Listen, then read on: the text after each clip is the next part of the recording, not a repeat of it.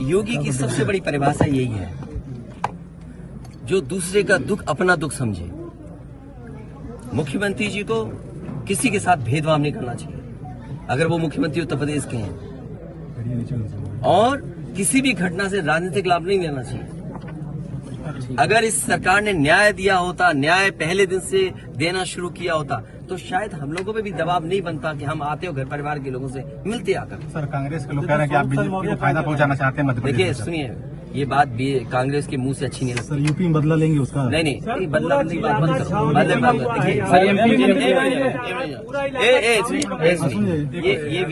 ये विषय इसलिए मैं नहीं उठाना चाहता हूँ कि ये हमारे लिए देवरिया कांड बड़ा विषय है।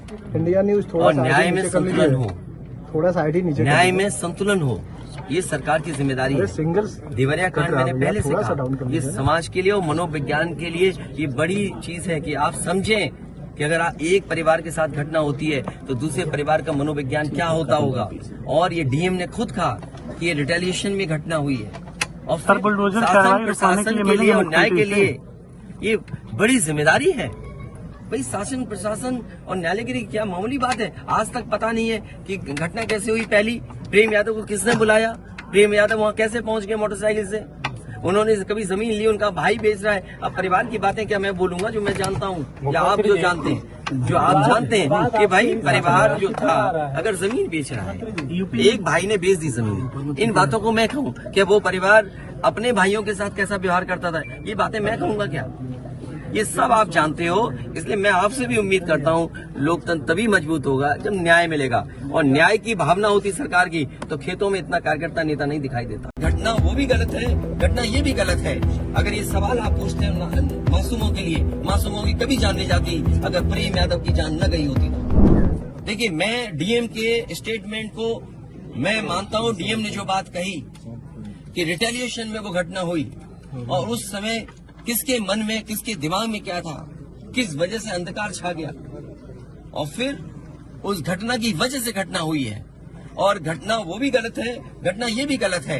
अगर ये सवाल आप पूछते हैं मासूमों के लिए, मासूमों की कभी जान नहीं जाती अगर प्रेम यादव की जान न गई होती तो।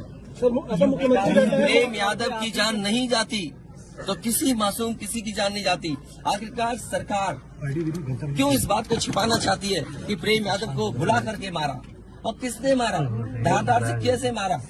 और यही नहीं, आप बताइए सुल्तानपुर में क्या एक ब्राह्मण डॉक्टर को ड्रिल से नहीं मार दिया? ड्रिल से, क्या ड्रिल से नहीं मारा?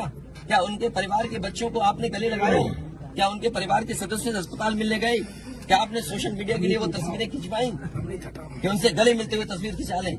मैं जानता हूँ दुख किसी के जाने का, किसी के खोने का।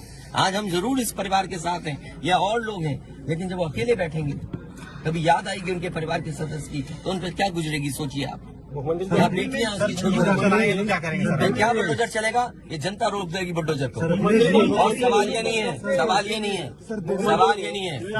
एक मिनट तो चाहिए ना सवाल। ये जो बुलडोजर चलाने की भाषा है, जो बुलडोजर चलाने की संस्कृति है, ये मत समझिए बुलडोजर में दिमाग नहीं होता है। अगर बुलडोजर न्याय देने लगा तो अगली सरकार भी यही करेगी। इसलिए मैं सोचता हूं कि अगर आप योगी हैं, योगी की परिभाषा यही है, दूसरे का दुख अपना दुख समझे। आप अपना गिराते हैं तो मुआवजा लेते हैं। आपकी किसी की हिम्मत हो अगर ये बात की कि उन्होंने अपनी बिल्डिंग गिराई और कितने करोड़ मुआवजा उठाया, अगर आप इसे बुलडोजर चलाना चाहते हो तो उतना ही मुआवजा देना जितना मुआवजा आपने खुद लिया है सरकार से।